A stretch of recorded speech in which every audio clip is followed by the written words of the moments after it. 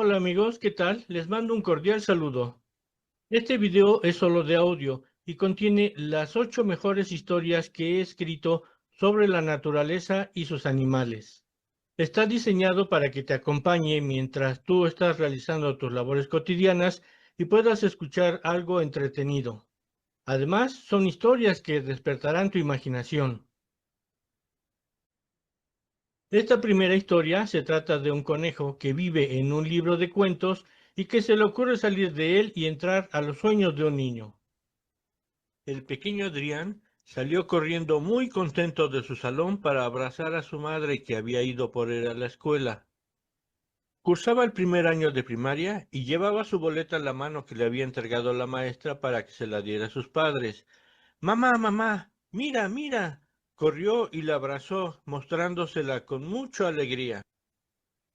Mira, mira, ya sé leer. Sus calificaciones variaban entre 8 y 9 en todas las materias, excepto en español. Ahí tenía 10. Y muy contento repetía, mira, ya sé leer, ya sé leer. Jennifer, su madre, lo abrazó sonriente y le dijo, muy bien, hijo, felicidades, bien por ti. Salieron de la escuela tomados de la mano y regresaron al coche para dirigirse a su hogar. Adrián iba rebosante de alegría. Y sentado en el asiento trasero le dijo a su madre, ¿quieres que te lea algo? Sacando luego su libro de lecturas y escogiendo un cuento sobre un conejito que le gustaba mucho. Espera, te leo. Y empezó a leer tranquilamente. Era un conejito blanco que vivía en el bosque y tenía un huerto. Permíteme, Adrián, ahora no puedo ponerte atención. Jennifer tenía que lidiar con el enjambre de automóviles y padres que entraban y salían de la escuela porque iban a recoger a sus respectivos hijos. Adrián, un poco decepcionado, puso cara de seriedad y guardó su libro. Llegando a la casa lo intentaré de nuevo, pensó. Después de unos minutos, y entre enfrenones y arrancones, lograron salir de aquel barullo y se dirigieron a su hogar cruzando por el suburbio. Llegando a su casa, Adrián bajó muy contento del automóvil nuevamente y se dirigió al hogar. Abrió la puerta y le gritó a su hermana, mira hermana, ya sé leer, déjame leerte algo. Sacando nuevamente su libro de la mochila, muy contento, Adrián comenzó. Este era un conejito blanco que vivía en el bosque y tenía un huerto. Su hermana, que tenía alrededor de 13 años, con el teléfono pegado a la oreja porque estaba platicando con sus amigas, le contestó, no molestes. Le dio la espalda y se alejó caminando. Sin preocuparse demasiado, Adrián tomó nuevamente su libro con las dos manos y corrió con su madre, que ya había entrado. Nuevamente le gritó, te leo, te leo. Este era un conejito, pero su madre le contestó, permíteme, hijo, tengo muchas cosas que hacer. Más tarde, por favor. Y se puso a hacer la comida porque tenía que salir a trabajar. Esta vez, un poco triste, Adrián subió a su recámara y puso el libro en la mesita que estaba junto a su cama. Pensó, si ellos no quieren que les lea, lo leeré para mí más tarde. Y bajó a comer muy contento. El libro se quedó ahí esperando. Después de la comida, entre los deberes de la escuela, ver un poco de televisión, jugar con sus cochecitos y bañarse, se le fue el día a Adrián, quien ya no recordó el libro. Llegó la noche y la hora de dormir. Dentro del libro que estaba en la mesita de noche, el conejo, preocupado, se preguntaba, ¿pero qué sucede? ¿Qué no va a terminar de leer mi historia? Y daba vueltas y vueltas entre las páginas esperando a ser retomado para terminar la lectura, pero eso no sucedió. Adrián se acostó y se durmió. Alrededor de las 3 de la mañana, el conejo, ya desesperado y molesto, pensó, vaya con este niño, le voy a dar una lección, y salió de entre las hojas de su libro. Entre sombras, vio a Adrián descansar tranquilamente.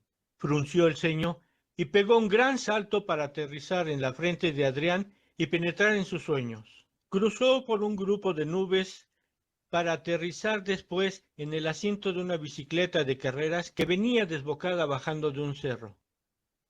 ¡Ay, caramba! Gritó el conejo, quien con sus brazos y patas cortas no alcanzaba ni el manubrio ni los pedales, así que solo le quedó tratar de mantener el equilibrio en aquel pequeño asiento. La bicicleta siguió con su loca carrera de bajada, dando tumbos entre piedras y ramas. El conejo solo atinaba a abrir grandes los ojos y tratar de mantenerse en su lugar. De repente, tropezó con un árbol y dio un giro de 180 grados, lanzando lejos al conejo. Eso provocó que Adrián cambiara de posición, haciendo que también cambiara de sueño. El conejo ahora cayó de golpe en el asiento de un automóvil de carreras azul que corría velozmente por la carretera. La carrera era muy reñida, muchos autos le perseguían, pero el auto del conejo era el más veloz y seguía siempre en la punta. El polvo se levantaba alrededor y la gente gritaba entusiasmada apoyando a su preferido. Y el conejo, clavado en su asiento, con los ojos irritados por la tierra y el humo, abría la boca espantado y solo exclamaba ¡Ay, por Dios! La carrera continuó a gran velocidad, pero al cruzar la meta el camino se terminó y auto y conejo volaron por los aires. En eso, Adrián se reacomodó nuevamente y cambió de sueño. Esta vez el conejo cayó de cabeza en el cómodo asiento de una nave espacial que volaba velozmente a través de las estrellas, perseguido muy de cerca por extraterrestres del planeta X-69, quienes le disparaban constantemente tratando de derribarlo. Se enderezó con dificultad y observó a través del parabrisas cómo las estrellas se desdibujaban por la velocidad que llevaba. La nave parecía una pelota de pinball, rebotando de un lado a otro, tratando de esquivar los disparos que eran constantes. Esta vez el conejo dijo, no puedo más, y apretando un botón que decía expulsión, salió disparado por el techo de la nave, viéndola alejarse seguida de sus persecutores. Flotó por unos momentos tranquilamente en el espacio hasta que pudo salir de los sueños de Adrián. Una vez fuera, corrió rápidamente a su libro de cuentos, entrando en él para refugiarse en el tranquilo huerto que tenía en el bosque, donde esperaría relajadamente que Adrián algún día terminara la lectura. A la mañana siguiente, al despertar, Adrián tomó el libro con ambas manos y mirándolo inquisitivamente se preguntó, ¿por qué habré soñado tantas veces con el conejo? Mejor leeré otra cosa, ese cuento ya no me gusta. Y enseguida lo guardó en su mochila. Esta narración, que se titula El caracolito azul, habla sobre un caracol que al cambiar de concha se convierte en un viajero espacial. Este caracol en especial había crecido un poco más allá de lo que es normal de su talla. Medía 20 centímetros de largo y su concha se levantaba hasta 15 centímetros del suelo. Le encantaba alimentarse con frutas y verduras frescas, pero sus favoritas eran las manzanas. Mientras más rojas, mejor. Sus dientes robustos raspaban bien la piel de la fruta para luego darse un delicioso atracón con la pulpa. Como era de talla un poco más grande de lo normal, a veces le costaba trabajo moverse o pasar entre los objetos. Con tan mala suerte que una noche llena de estrellas, al pasar entre dos rocas, se quedó atorado.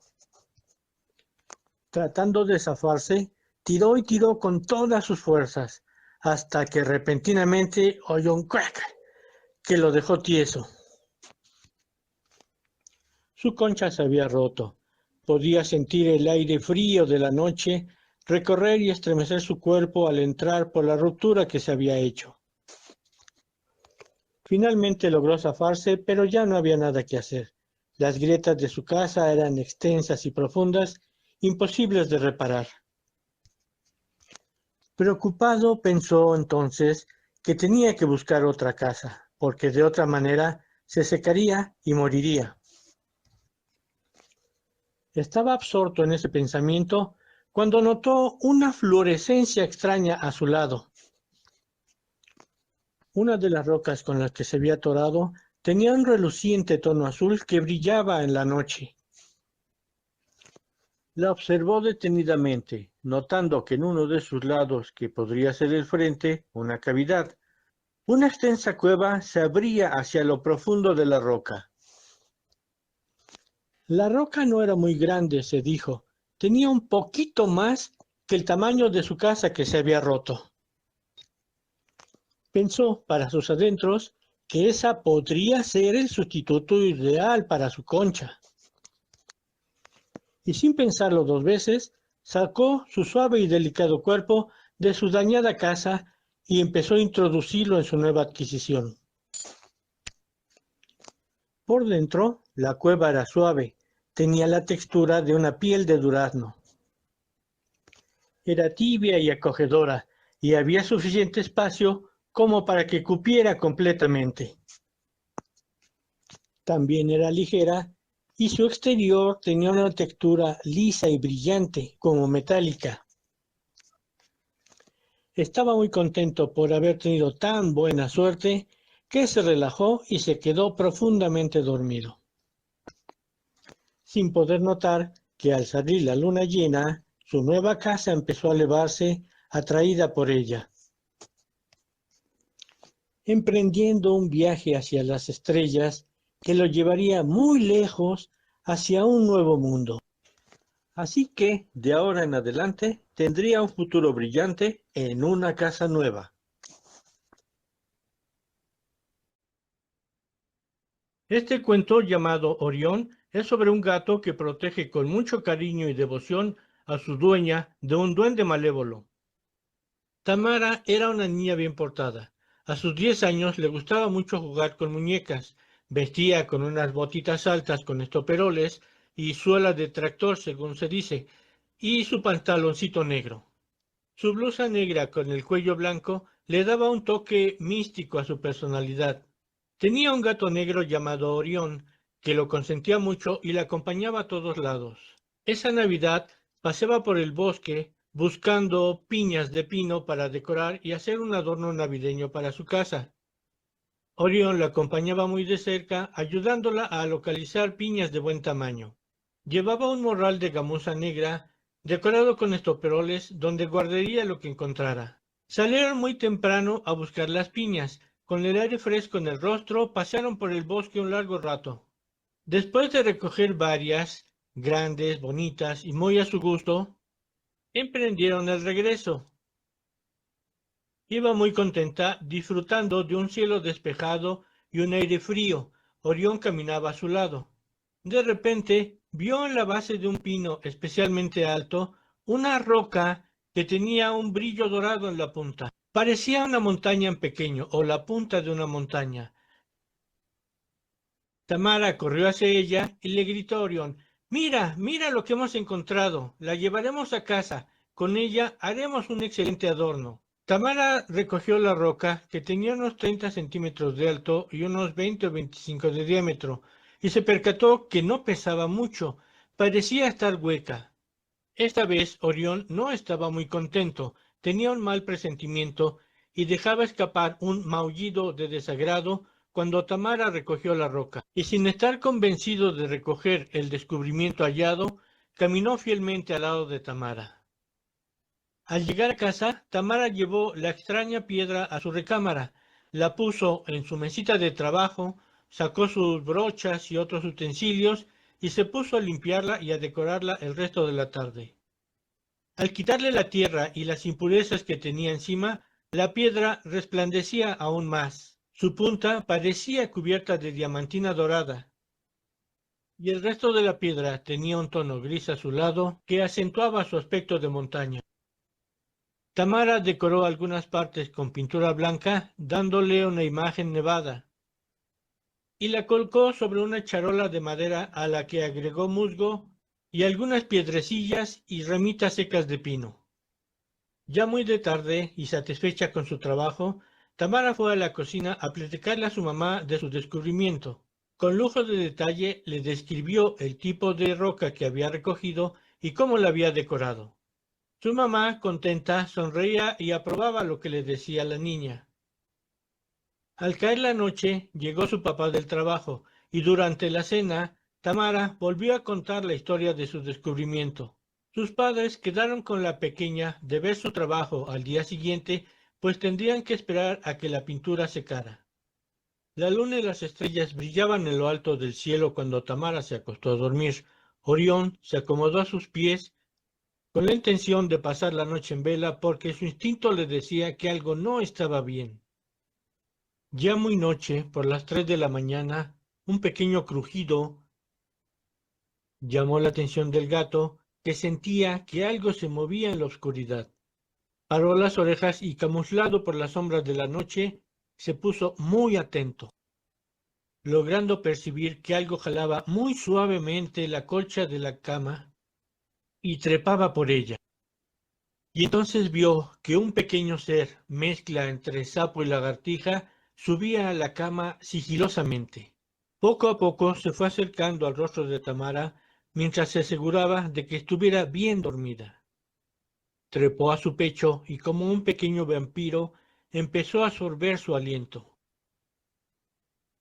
Habían pasado solo unos segundos cuando Orión, que se había acercado sin el menor ruido, lo tomó de sorpresa por el cuello. Lo agitó violentamente, arrojándolo fuera de la cama y estrellándolo contra la pared. Un chillido apagado brotó de aquel pequeño ser, que cayó atontado y espantado por el sorpresivo ataque. Orión brincó sobre él, dispuesto a detenerlo, pero el animal corrió rápidamente alrededor del cuarto. Corrió torpemente tratando de alcanzar nuevamente su roca, pero Orión ágilmente le cerró el paso. Una y otra vez recibió el ataque del enfurecido gato, quien no estaba dispuesto a dejarlo hacerle daño a la niña. Finalmente, el extraño duende logró alcanzar las cortinas y trepar hasta la ventana. Y haciendo uso de lo que le quedaba de fuerzas, logró abrirla y brincó al exterior, no sin antes recibir el último golpe de Orión, que de un zarpazo le arrancó la cola. Un grito de dolor llenó la noche por unos segundos. Tamara despertó brevemente y algo adormecida le preguntó al gato: ¿Está todo bien, Orión? Él ya había regresado a la cama. Se acercó ya más tranquilo y acomodándose a su lado, ronroneó. Tamara suspiró y volvió a dormir, con la tranquilidad que le aseguraba la compañía de su gato. A la mañana siguiente, Tamara se levantó y fue a ver su montaña. Grande fue su sorpresa cuando descubrió que una pequeña puerta se abría al frente. Se acercó con curiosidad y al observar el interior se dio cuenta que no había nada, corroborando lo que antes había pensado: la roca estaba hueca. Y sin preguntarse más, tomó la charola con todo y la roca y se la mostró a sus padres, que en ese momento entraban a su recámara porque iban a despertarla. Quienes, sorprendidos por un instante, se miraron uno al otro y después, subiendo los hombros, dijeron a Tamara: «Esa sí es una verdadera sorpresa de Navidad». La pequeña sonrió, y después de colocar nuevamente la charola en la mesita, tomó a sus padres de las manos y fueron a desayunar los tres. Orión caminaba atrás muy de cerca. Él sería siempre su guardián y jamás dejaría que nada malo le pasara.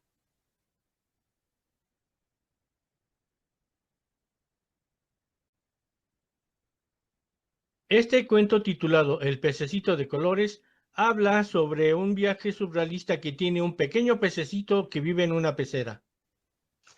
Les contaré que había una vez un pececito que vivía tranquilo en su pecera. Era pequeño y de colores muy vistosos, y tenía un tono tornasolado que lo hacía brillar con la luz. Le gustaba pasear entre las rocas y las plantas que tenía la pecera y ver su imagen reflejada en el vidrio de los muros que la limitaban.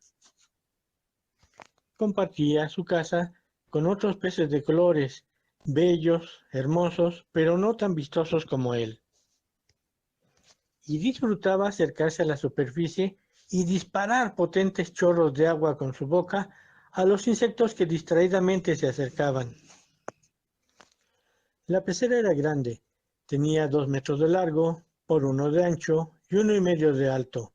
No sabía de medidas, pero para él todo su mundo se encontraba ahí. Y tampoco tenía que preocuparse por comida. Había un ser extraño, enorme, que una vez al día se acercaba a la pecera, pues vivía fuera de ella, y le dejaba caer pequeñas escamas de sabores deliciosos que le gustaba mucho comer. En fin, era feliz en ese lugar, viendo pasar los días, comiendo, jugando y paseando, sin preocupación alguna. Un día se encontró de pronto que los demás peces se encontraban agitados porque había llegado un inquilino nuevo. Trató de verlo y de identificarlo, pero no podía. Era muy veloz y daba vueltas y vueltas como en un remolino. Así que comenzó a girar en torno suyo para tratar de alcanzarlo, y comenzó a dar vueltas y vueltas también. Por un momento pensó que no lo lograría, porque aquel pez era realmente muy veloz. Sin embargo, se esforzó tanto que finalmente logró igualar su velocidad.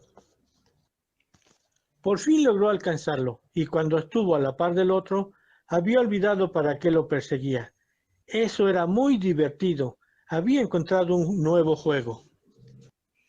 El mundo cambiaba mientras giraba. Los colores se alargaban, las formas se perdían, y el agua era fría y caliente alternativamente. Así que siguió girando y girando durante un buen rato. Cuando por fin se detuvo, no estaba cansado, al contrario, estaba muy agitado, pero algo lo retenía. Lo rodeaba un líquido viscoso y estaba encapsulado, como dentro de una membrana extraña.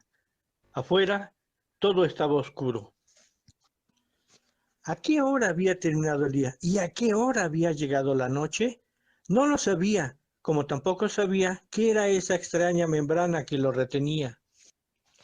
En medio de la oscuridad pudo vislumbrar un montón de bultos que rodeaban el suyo, donde se movían suavemente los embriones de sus futuros hermanos.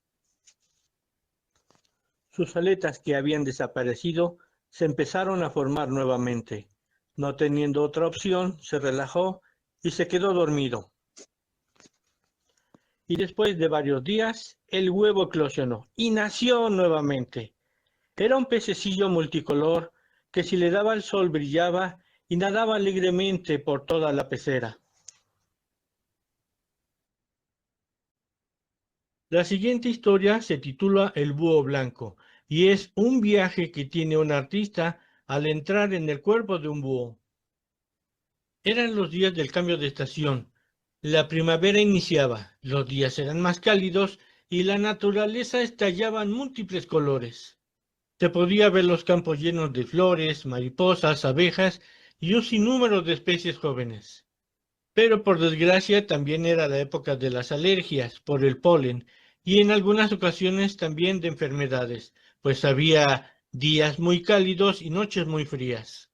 Ese fin de semana, por la noche, Asbami no pintaría. Se encontraba descansando en su cama con una ligera fiebre. Tenía dolor de cabeza y le lloraban los ojos. Y aunque ganas no le faltaban para pararse a pintar, la verdad no tenía fuerzas para hacerlo. Sumergido en sus pensamientos, veía cómo la luz de la luna entraba por la ventana e iluminaba las altas ramas del árbol de duraznos que se encontraba frente a ella, entreteniéndose en imaginar cómo las flores se abrían lentamente y las mariposas llegaban para tomar su néctar. Asbami se preguntaba, ¿habrá miel sabor durazno? Y mientras profundizaba sus debrayes, el tiempo pasó y llegó la medianoche. No se dio cuenta cuando llegó, pero al escuchar su canto notó su presencia. Un enorme búho blanco se había posado en las ramas del árbol de durazno y lo observaba desde afuera de la ventana. Asbami lo observó con detenimiento por unos momentos, acariciando con la mirada su bello y blanco plumaje. Su pico y las garras de sus patas se veían como poderosas herramientas. Pero lo que más le llamó la atención fueron sus ojos, esa profunda e hipnótica mirada.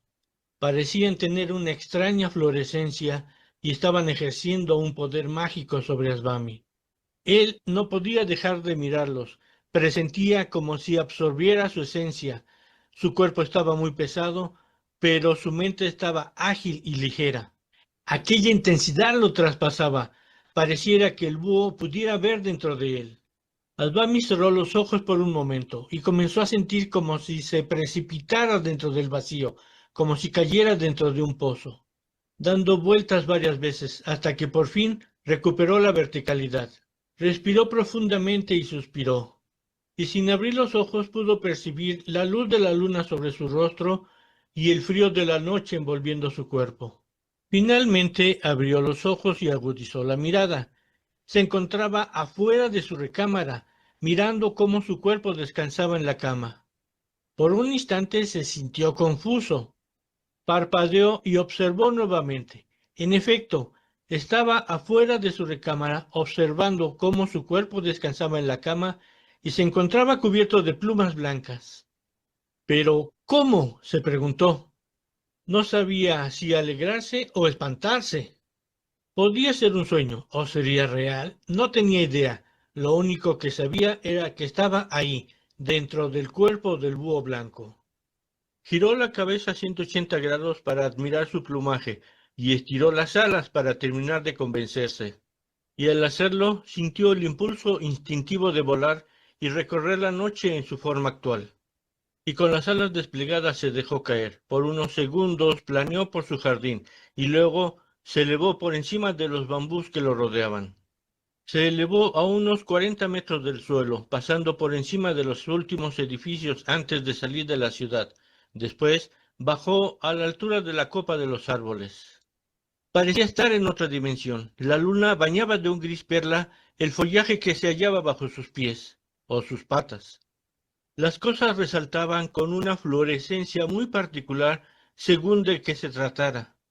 La vegetación en general poseía un luminoso verde neón, pero las especies animales tenían otros tonos.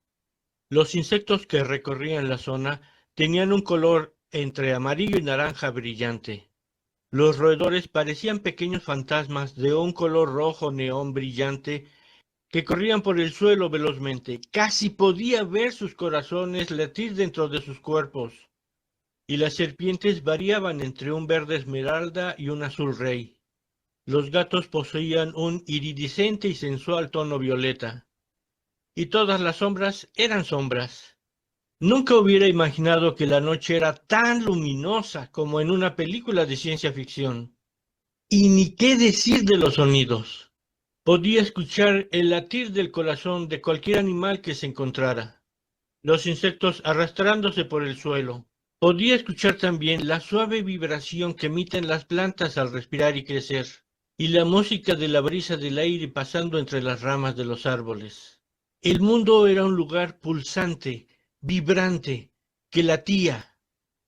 La madre tierra estaba viva bajo de él y se lo decía a cada instante, y él era parte de toda aquella sinfonía que se desarrollaba sin cesar. Y después de un fantástico paseo que lo llevó hasta los bosques ubicados en las bases de las lejanas montañas, decidió regresar. Los primeros rayos del sol fueron sus compañeros en el último tramo de su viaje de retorno hasta llegar a posarse frente a su ventana. Y mirando nuevamente su cuerpo descansar sobre la cama, se preguntó, ¿y ahora qué hacer? ¿Qué seguía? En ese instante sintió un fuerte escalofrío que lo recorría y que lo hizo cerrar los ojos. Un espasmo eléctrico lo recorrió de pies a cabeza, haciéndolo golpearse con la cabecera de la cama. Asbami abrió los ojos y miró nuevamente hacia la ventana. El búho seguía ahí, observándolo. Emitió nuevamente su ulular como una despedida, abrió las alas y en un segundo desapareció. Asbami respiró profundo y se sentó en la cama. Ya no tenía fiebre y se sentía lleno de energía. Y con la mente llena de ideas que no podía traducir en palabras, pensó que esa noche volvería al lienzo y a los pinceles, y esta vez pintaría un búho blanco.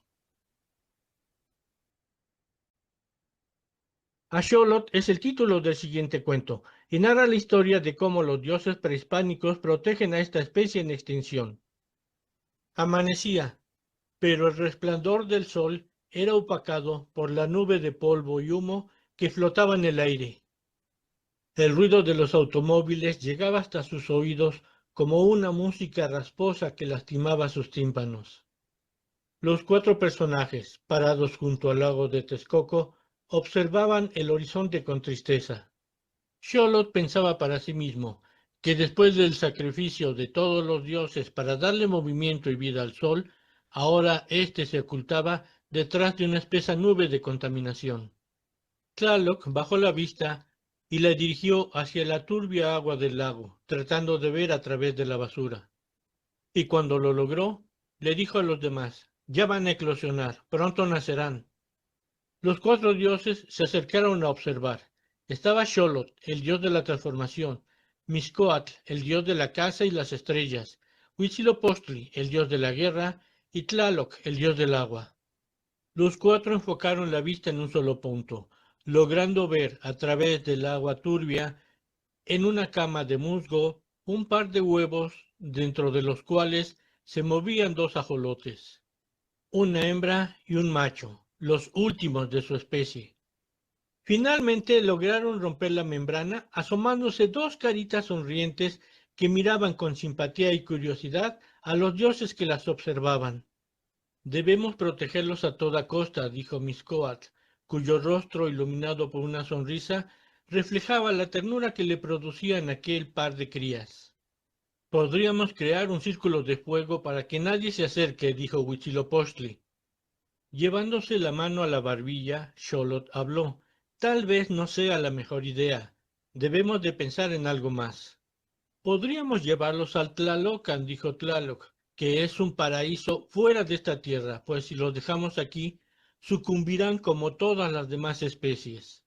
Los dioses intercambiaron miradas y nuevamente Xolotl habló. ¿Podremos cuidarlos entre todos allí? ¿Y los veremos crecer? Preguntó Mixcoatl. Supongo que es una buena idea, dijo Huitzilopochtli. Además, sobre la tierra ya no hay muchos lugares donde puedan estar. Pues, si todos están de acuerdo, creo que esa es la mejor solución, dijo Tlaloc. Como respuesta, los dioses miraron en todas direcciones, descubriendo únicamente montones de basura y vegetación muerta pudriéndose. Acto seguido, los dioses juntaron sus manos y con sus lágrimas crearon un pequeño cuenco de agua limpia, que posteriormente Tlaloc conservaría entre las suyas. Después, Mixcoatl recogió a los dos pequeños ajolotes colocándolos en el agua. Los cuatro dioses, con el ceño fruncido por la tristeza de lo que habían visto, respiraron profundamente y se elevaron hacia el cielo, llevando hacia el paraíso aquel par de pequeños seres que ya no estarían solos. Kifaru es la anécdota de un rinoceronte muy especial que vive en la selva africana. Kifaru había nacido de un suave tono violeta. No sabemos si cuando su madre estuvo embarazada había tenido algún tipo de antojos o comido frambuesas o algo parecido. Sin embargo, así nació él. Desde muy pequeño había vivido esa situación de ser diferente. Los demás no se le acercaban, pues su color les daba la sensación de que estaba enfermo de algo contagioso o no sabían qué. De manera que, aunque perteneciera a una pequeña manada de rinocerontes blancos, él siempre estuvo al margen de la misma. Y aunque de manera natural los rinocerontes machos son solitarios, también la soledad de Kifaru era diferente. Él era un rinoceronte muy sensible. Disfrutaba mucho de quedarse quieto, parado entre la hierba, escuchando los sonidos de la naturaleza que para él eran música. El canto de las aves sobre los árboles, el sigiloso andar de las gacelas y hasta la estrambótica risa de las hienas en la distancia. Todo eso conformaba una maravillosa sinfonía que él gozaba mucho al escuchar. Pero lo que más disfrutaba con un verdadero placer eran los aromas y perfumes que lo rodeaban, pues cada especie animal que vivía en su hábitat Tenía un aroma corporal diferente. Distinguía perfectamente un ñu de un antílope, un jabalí de una pantera. Y la vegetación, a Kifaru se le hacía agua a la boca al pensar en la vegetación, pues también las plantas en general poseían perfumes diferentes. Algunas olían dulce, otras tenían un aroma cítrico, y hasta la hierba seca olía delicioso. Y lo que más le gustaba a Kifaru eran los días lluviosos, pues la lluvia hacía que los aromas se acentuaran y se distinguieran más fácilmente uno del otro. Así pasó Kifaru sus primeros 5 años de vida, entre el disfrute del mundo a través de los sentidos y el estar un tanto aislado de la manada. Su manada no era realmente muy grande, estaba conformada de 9 hembras de gran tamaño y un gigantesco macho alfa de casi 5 toneladas, cuyo cuerno principal medía ya más de 1,5 metros, y que tampoco se acercaba mucho a Kifaru, pues le tenía cierto miedo al color de su piel. Por su parte, Kifaru también ya había alcanzado la edad adulta, con un robusto cuerno de casi 1 metro y una coraza gruesa y dura de un tono gris metálico. Ese verano, Kifaru olfateaba el musgo seco que estaba sobre una roca, mientras la manada pastaba tranquilamente bajo el candente sol, cuando repentinamente olfateó un aroma que venía de muy lejos. Era penetrante y molesto y antinatural. No lo reconoció, pues jamás lo había percibido antes. Un segundo después, sus orejas escucharon una especie de rugido que avanzaba velozmente sobre la sabana y que era el origen del extraño aroma. Kifaru no lo sabía, pero eran unos cazadores que se acercaban en un jeep desde el horizonte, pues habían podido ver al macho alfa y querían su cuerno. Se detuvieron a unos prudentes 10 metros de la manada, y 3 seres que nunca había visto descendieron de aquella bestia brillante que había dejado de rugir. Y entonces Kifaru pudo olerlos. Olían a miedo y aquel aroma picante que tenían los depredadores antes de atacar. Por un momento Kifaru se sintió confundido. Su instinto le decía que la manada corría peligro, pero él no sabía si correr o atacar. Y entonces vio como aquellos seres apuntaban al macho alfa con unos tubos largos y brillantes. Las detonaciones los agarraron a todos desprevenidos. El fuerte estruendo entró por los oídos de Kifaru, enardeciéndolo. Las balas dieron en la coraza del macho alfa, derribándolo, pero sin herirlo realmente. Los cazadores habían fallado y era el turno del rinoceronte. Y con todo su enorme peso y su espíritu salvaje, Kifaru embistió a la bestia brillante por el costado, partiéndola en dos. Una nube de polvo se levantó, volaron pedazos de metal por todos lados y los 3 cazadores rodaron por el suelo. El macho alfa, que ya se había incorporado, embistió también a la bestia brillante. Los 2 rinocerontes corrieron tras los cazadores, que huían despavoridos y llenos de pánico, persiguiéndolos por un tramo de unos 20 metros, para que finalmente, resoplando de manera amenazadora, detuvieran su marcha. Kifaru no lo sabía, pero esos cazadores, medio kilómetro adelante, se encontrarían con una manada de leones con un resultado imaginable. El enorme macho alfa se paró frente a Kifaru observándolo. En su pequeño cerebro entendía que le había salvado la vida, pero no sabía cómo dar gracias. Todo lo que pudo hacer fue frotar su enorme cuerno contra el cuerno de Kifaru y emprender el regreso a la manada, seguido del rinoceronte violeta. Ahora contaba con la aceptación de todos. ¿Qué importaba su extraño color cuando había demostrado ser un macho de gran valor? Ahora las caminatas solitarias de Kifaru serían por voluntad propia y por el disfrute de la naturaleza que lo rodeaba. Unos años más tarde, Kifaru poseería un gran cuerno que en la punta sería de un verde esmeralda a un azul oscuro en la base, y sería entonces el macho alfa de la manada. El tiempo pasó y la manada jamás volvió a tener encuentros con cazadores. Finalmente, los caracoles es la experiencia surrealista de una persona que tiene estos animalitos como mascotas. Toda mi vida, desde que tengo memoria, he sentido el movimiento constante, los cambios y la mística de los caracoles. Mis hermanos y yo los recolectábamos en los campos después de las lluvias, pues estos moluscos se ocultan en su coraza en épocas de sequía. Después los metíamos en una pecera con hojas frescas y agua en un pequeño paisaje con arena, rocas y pedazos de madera. Lo tapábamos con una malla que permitiera pasar el aire, pero que impidiera que se escaparan. Nos gustaba observar cómo se deslizaban por todas partes. Cuando lo hacían por el vidrio, éramos testigos de su único pie, cuya parte delantera expele un fluido destinado para alisar y lubricar el camino por donde va pasando. Estos moluscos poseen una lengua con miles de dientes microscópicos con la que van raspando partículas de alimento. Si recorren una hoja tierna, un fruto o un pedazo de lechuga, dejan su marca. En el espacio que les destinamos nunca les faltó humedad ni de comer. Son animales lentos pero constantes. Incluso Joan Manuel Serrat les dedicó un poema hecho canción en 1978.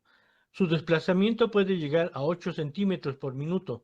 En 2 semanas podían avanzar 1,5 kilómetros dependiendo de muchas circunstancias.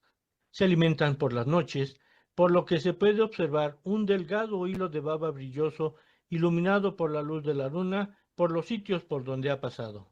Yo realmente siento una identificación muy grande con estos seres que han estado aquí por millones de años y quizás no lo crean, pero tienen personalidad. Por eso comprendo los acontecimientos de una noche en la que después de observar a nuestros caracoles deambular por las paredes de la pecera, nos fuimos a dormir. Lo interesante de esta historia es mi sueño. Cerrando los ojos, sentí un arrobo que volvía mi cuerpo ingrávido. Alguna fuerza me llevaba lentamente hacia el exterior. Iba flotando y percibiendo un aroma a madera húmeda. De momento abrí los ojos y vi, como ilusión de fantasía, centenares de caminos brillosos en el cielo confundiéndose con las estrellas.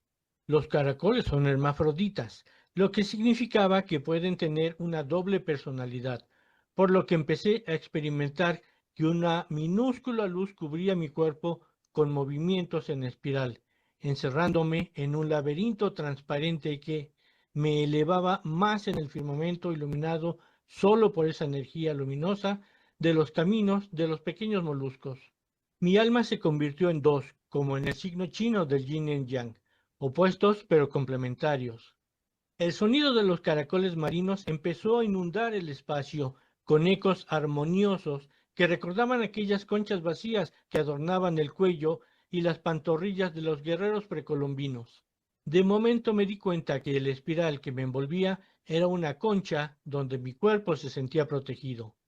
Mi rádula comenzó a reptar buscando un obstáculo hecho de piedras que cubría mi alma gemela y que había sido expulsada durante mi transmutación. Tenía que liberar el hechizo con mis 13,000 dientes. Vagué un tiempo indefinible hasta que logré mi propósito. Mi otro yo pudo escapar de su prisión. Sin embargo, aún teníamos que escapar de otras amenazas.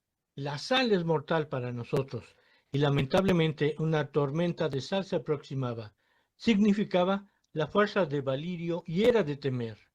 El desafío era difícil de superar, pero lo logramos, sellando la concha con una capa especial de baba ámbar que podía protegernos contra ese elemento y otras amenazas, aunque había que actuar rápido, porque de lo contrario el sello no secaría ni se endurecería lo suficiente. Al escapar de la tormenta, una parvada de pájaros que en mi caso adquieren la importancia de dragones se nos aproximaba. Son depredadores feroces que no pueden vencerse tan fácilmente, por lo que tuvimos que forzar nuestra concha para hacerla totalmente transparente. Al estar cercanos, los escuchamos llegar y alejarse confundidos, suponiendo que sus sentidos les habían jugado una broma. Mi doble alma siguió vagando un rato más por el espacio, siguiendo los caminos de Baba, hasta que nos sentimos agotados. Casualmente, un nuevo camino, que solo los caracoles pueden leer, nos llevó de vuelta a casa. Al despertar ya amanecía. Me despabilé y lentamente reconocí el lugar en el que me encontraba. Era mi habitación. Me levanté presuroso y fui a visitar a nuestros amigos en su pecera. Los encontré tranquilos, como siempre, como si la evolución de millones de años los hubiera hecho a un lado, lentos, parsimoniosos, sin ningún tipo de prisa, avanzando en ese pequeño espacio, barriendo con su rádula los vegetales que les habíamos puesto el día anterior. Al voltear para ver el sol, ya libre de la oscuridad, tropecé con una concha grande, de unos 20 centímetros de largo, que había pertenecido a un pariente marino de mis mascotas y que mis padres trajeron de una visita al puerto de Veracruz. Si lo colocas en tu oído podrás escuchar el mar, eso nos dijeron. Esas curiosas conchas que en alguna ocasión albergaron algún molusco marino también servían en los tiempos remotos como instrumento para emitir mensajes o hacer música. Efectivamente, al parecer, se percibía el murmullo del mar, aunque ya muchos años después, un amigo mío, menos soñador, me demostró que el mismo efecto se conseguía con latas vacías pegadas al oído.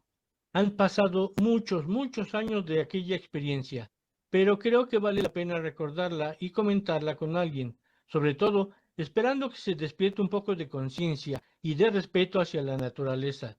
Estamos vinculados eternamente a ella. Si sufre, a la larga sufriremos nosotros. Me encuentro ahora mismo mirando una pecera con algunos seres de agua dulce en el rincón de este restaurante. Pedí algo de beber y me trajeron una botana de caracoles en adobo. Están deliciosos. Deseo que todas estas historias hayan sido de su agrado y esperen el próximo sábado una nueva pintura con una nueva historia surrealista. Por ahora es todo. Hasta la próxima, amigos. Nos vemos pronto.